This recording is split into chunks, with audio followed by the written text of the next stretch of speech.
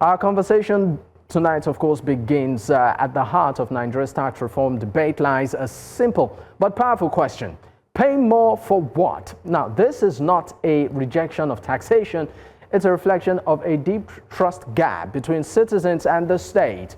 The government argues that higher revenue is essential for development, and indeed, the new tax law appears progressive on paper, consolidating levies and offering relief to small businesses. Yet, for many Nigerians, the real issue is not how much is collected, but what those taxes deliver.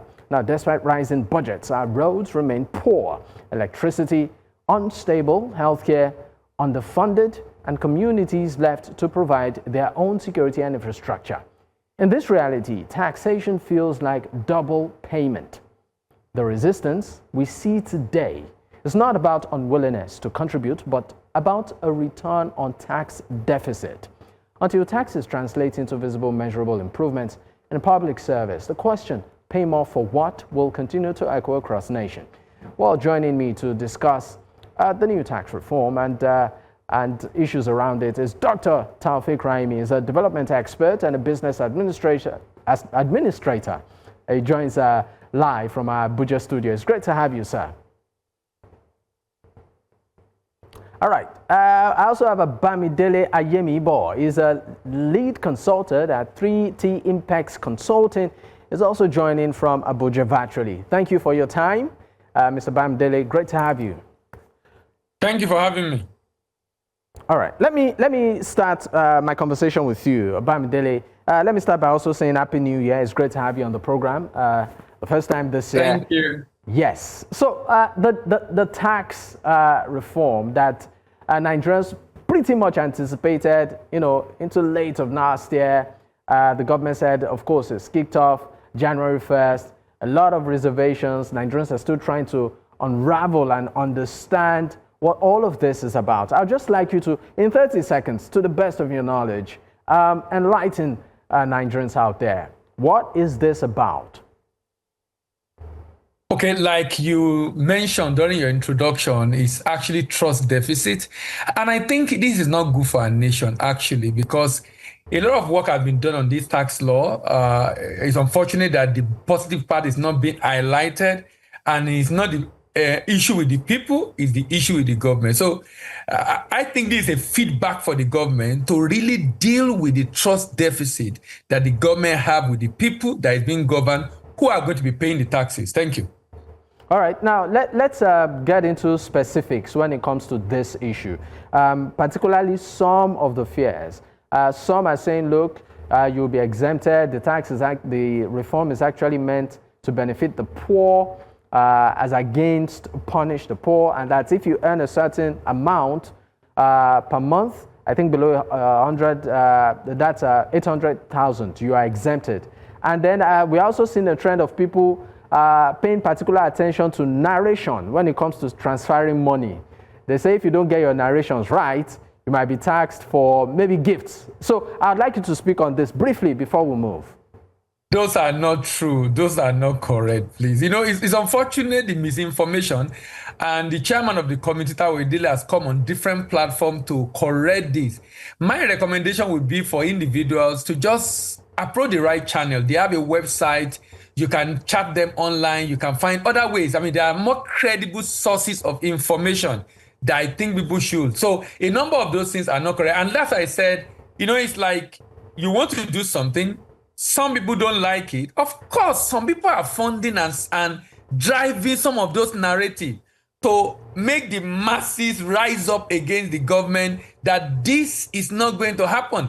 Even though on many platforms like yours and other TV stations, national TV stations, the people involved, like the chairman, has come and have responded to several questions again and again and again. So, but what you just said, about checking narration, those are, if you declare something and the authority feels otherwise, you just show proof and evidence that this is a gift. If it's a gift, of course, it's not going to be taxed because the gift have already been taxed, whoever gave it to you in the first place. So that would be double taxation. I think it's important to increase information about this kind of narrative to be able to educate the masses as far as this issue is concerned, because it's a real big issue. the misinformation is real and it's very, very serious. All right. Now, let's move, of course, to the issue of trust. You did highlight that at the beginning of your statement. You said there is a strong trust deficit. Would you blame Nigerians for this? No, I will not. I will not. I think sometimes in the bid to get, it's like government want to do something. Government have an helicopter view, so they can see better than others, I presume. And they feel this is the best for the country. What I think they need to do is to sell it. But sometimes they still want to go ahead, even when the people you are doing it for are saying this is not good for us. So sometimes you now have to take some tough decision, like the issue of subsidy, like the issue of what we have with cost of power now, and a number of other decisions that the government have to take. So I won't blame Nigeria for it. I think the historical antecedent of government have not made Nigeria to trust government the more. So, for example, we have National Orientation Agency, we have Minister of Information. This should be their work, to be able to ensure Nigeria are well informed about what is going on exactly. But for one reason or the other, you don't get to have this. So, I've met government officials at different programs.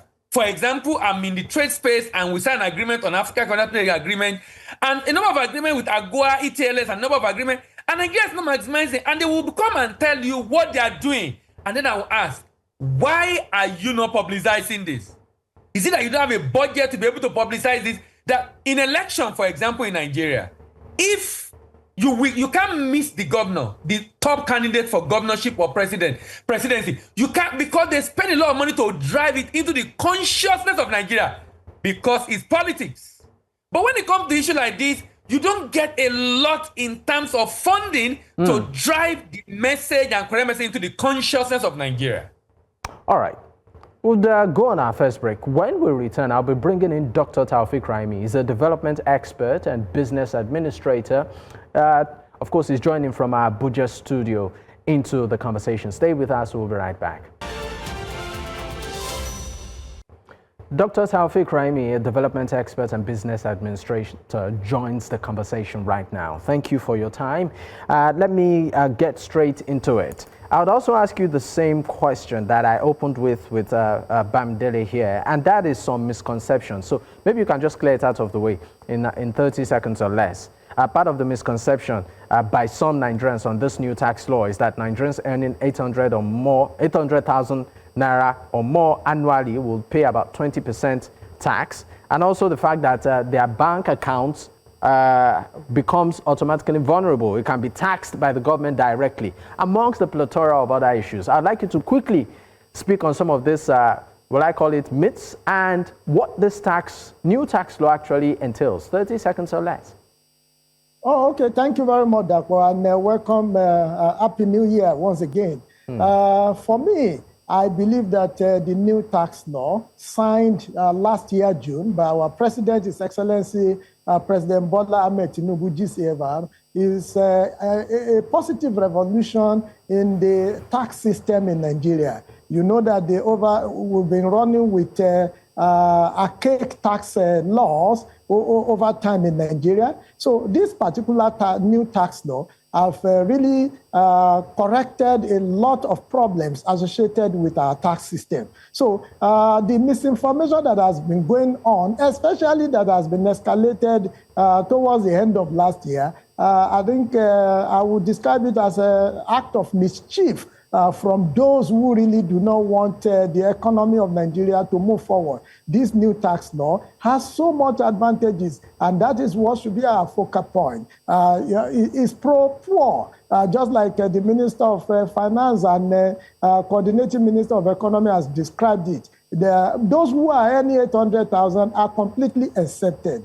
There is nothing like people earning 800,000 will pay 20% tax. It's not true. In fact, do you know that even if anyone has 1.2 million naira in a whole year, the total amount they will pay will be about 22,000 naira. So I want to believe that this misinformation is unguided and it is unpatriotic. What should government do quickly, Dapo?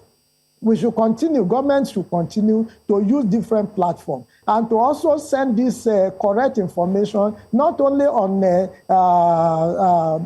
mainstream media, also even use local languages, on radio, to be able to tell our people in local language, in Yoruba, in Hausa, in Igbo, and in other dialects. That will help. If government do this, maybe for the next 3 months, every 1 or 6 months, there's not too much information that can be sent on this matter that will not really address the issue. So I think you are quite right. The misinformation should be addressed, and the benefit of tax reform should be celebrated. All right, thank you so much. I would like to also go to another specific issue that seems to have been raised by some individuals too, and that has to do with residential rent on residential apartment. There have been some people who are reporting that their landlords are asking them to pay, on residential apartment that is, are asking them to pay taxes on their rent, including it as part of what they should pay moving forward. Is this right on residential buildings? You see, this is also part of what I believe the government should come boldly to debunk. Mr. Taiwo, Dr. Taiwo Oyedele has really done quite a lot of good work with his team before the law was signed. People saying that they have to pay tax on residential building. If such amount, like we said, if such accommodation, for instance, is even less than 800,000, inclusive of the income somebody is earning, how will somebody pay tax on it? So these are some of the misinformation we are still talking about. I do not believe that such applies to those whose threshold that has been accepted from the tax law is valid. So this is not completely correct, especially for the low-income earner and even the medium-income earner. Do you know that even there is a kind of threshold for small businesses that are also exempt from paying tax? If you are not making more than 25 million profit at the end of the year, you are exempted. So this tax has a lot of benefits. It's only targeted at widening revenue from the big businesses and the rich people, as it were, so that they will pay appropriate taxes. In Nigeria, most of these big businesses have a way of circumventing payment of taxes over the years, and this tax law has corrected it. All right, now I'm still going to stay with you on some of these misconceptions or myths, as it were. I also asked Bamidele, does narration, when you are sending money, does it matter? Must I adequately and appropriately put, maybe if I'm sending money now to someone or buying fish, I should write this 5,000 naira is for fish in the narration, or POS, so that it's a gift, so that when the tax man comes, everything is clear. Does it really matter? Yeah, basically we've seen a lot of this kind of misinformation also going on across so many WhatsApp group and all that. Narration is good. Actually, even in businesses, you have to describe expenditure properly. You also have to describe income properly. But it does not necessarily have to be that if you, for instance, give someone a gift, which is an example you gave earlier, that such a gift, if you indicate that is a gift, that there will be tax on it, because that is not correct. So narration, yes, people should capture the purpose of expenditure they are making or payment they are making appropriately. But that doesn't mean you must have to be a professor before you'll be able to describe your expenditure. If you pay for house rent, you indicate you have paid for house rent. If you buy clothing, you pay for, you indicate it. If you, purpose and intent of payment must be properly captured But that does not necessarily mean that even with wrong narration, the bank will start subjecting you to deduction, which will not be eventually approved or by the tax national, the revenue authority. So people should not be carried away with some of this narrative. And just like I said earlier, governments must not fold their hands to allow all this wrongful information to permeate. The national orientation has a role to play. Federal Radio Corporation has a role to play. You people are already doing good job even before now. You're just like this dialogue that is going on, the media, the television station, you are doing good job. Newspapers should be explored. Local languages should be explored so that at least if that is sustained for the next 3 months to 6 months, government will have given adequate information why the tax regime has also started. I believe that will correct a number of this misinformation that has been deepened in the last 2 months, especially since November, when we had that there are confusion here and there. And imagine it, anyway, that's what I will say about the narration for now. All right, thank you very much. I mean, just like you're seeing on the screen on that graphics that you saw, some what I call it, situationship that are not taxable. For instance, bank transfers, deposit withdrawals, POS transactions, loan borrowed, money held in bank accounts. I mean, you can see the breakdown there on your screen, just to help you have a better understanding of what this is about. But let me come back to you, Bamidele. Now, Bamidele, a quick one. Let's look at the issue of broadening the tax net. This also has been in the conversation, and also the issue of what some would describe as multiple taxation. You have local government taxation, you have state, you have federal for businesses that are trying to, stay afloat. How does this new tax law address these issues? No, there is consolidation now, which is why I said the PR. I mean, government needs to invest more in PR. One of the benefits of this now is that there is the fragmented, disjointed way in which taxes are being paid before. It's now being consolidated together. So we have one channel of paying all taxes, and then it can be shared with government. That is the benefit of this new tax law. Like I said, the real issue is the fact that government is not doing enough in communicating the message. Like the doctor said, you need, because the people being misinformed at the, what's the name? A lot of them are the uneducated and probably don't even speak English. That's why you need to drive this message down to the grassroots, and it must be, heavy budget for this kind of thing and driven down to the consciousness of people. So those kind of taxes have now been consolidated together to ensure that at the end of the day, you don't have to pay multiple taxes and avoid double taxation as much as possible. You talk about rent, for example. You are not supposed to.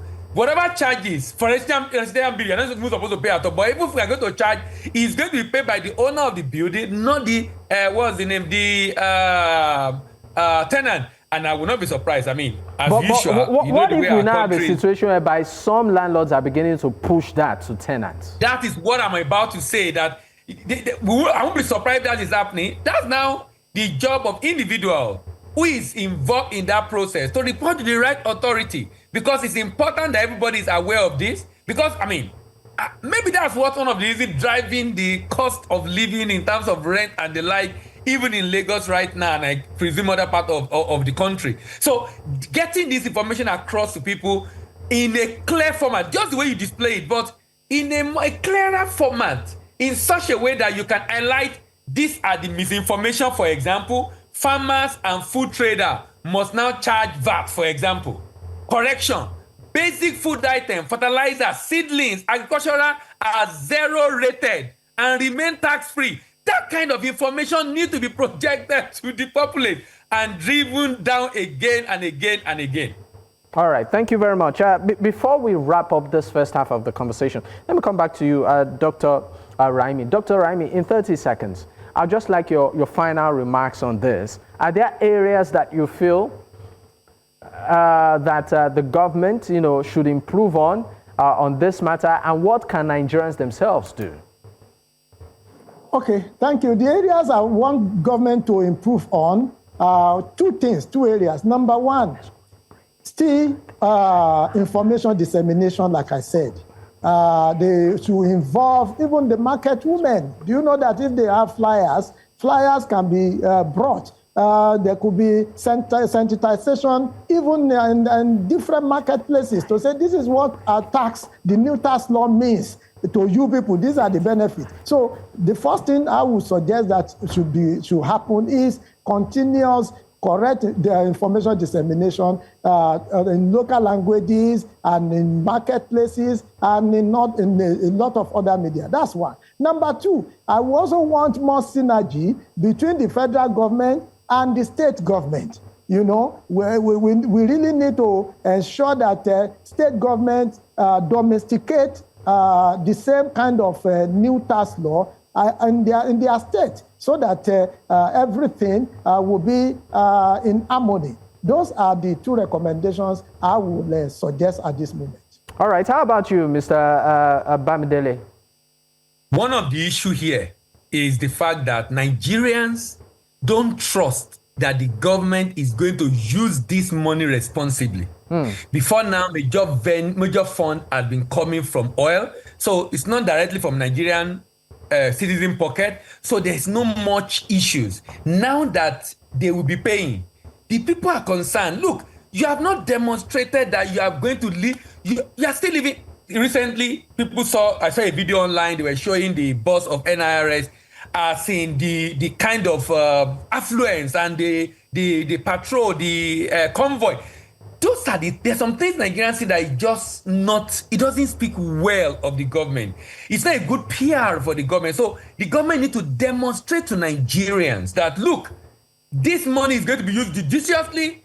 In fact, maybe there should be a dashboard that shows how much Nigeria is generating and how the money is being deployed, so that there is transparency on how this money is being used and people can see that this money is used correctly. If people are used correctly, the road in the area is tarred, they have water, they have light, they have the children in school are paying reasonable fee, people will want to pay just the way other countries are paying and are paying happily because of the value and benefit they are getting from it.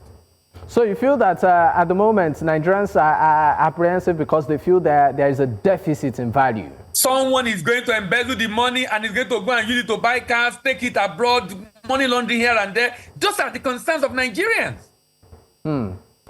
Just quickly, I would like you to react to this, Dr. Raimi. How do you think this trust deficit can be addressed?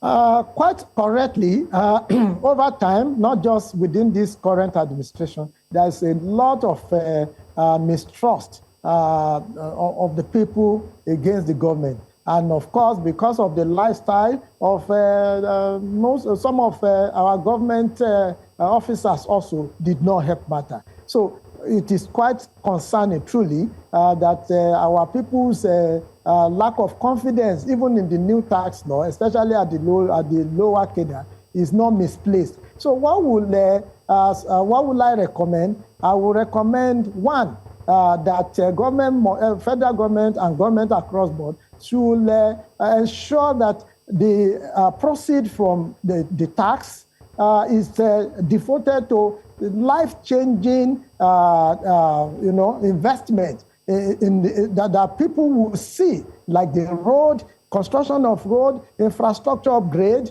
healthcare center at local level, that's primary healthcare center, things people can feel and touch. So they will know that, oh, truly, the revenue, the tax they are paying is making impact in their life. That's one. Two, I will also recommend that government must, solve the problem or tackle the problem of corruption that can be occasioned through this revenue generation.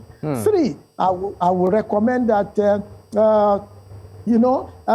annually, the amount that is being generated through this tax must be publicized to everyone, to the country, so that people can see that truly this is the amount that has been created. Look at the issue of oil subsidy removal. A lot has been generated in terms of revenue through it by the good decision taken by our president. But there has been a lot of question about where is the money? Even though the money has been given, distributed to state, particularly and the local government, I would have suggested that a percentage of such money should have been particularly devoted for things that people can see, like provision of easy transportation buses and all that, that people can say, oh, based on what has been recovered or generated, people can see it. So, and I believe this current administration can do so with this new tax benefit revenue. All right, Dr. Taofiq Raimi, development expert and business administrator, and also Bamidele Ayemibo, lead consultant, 3T Impex Consulting, both men joining from Abuja. Thank you for your time. Thank you for having me, Ambaba. Thank you very much for having us. All right.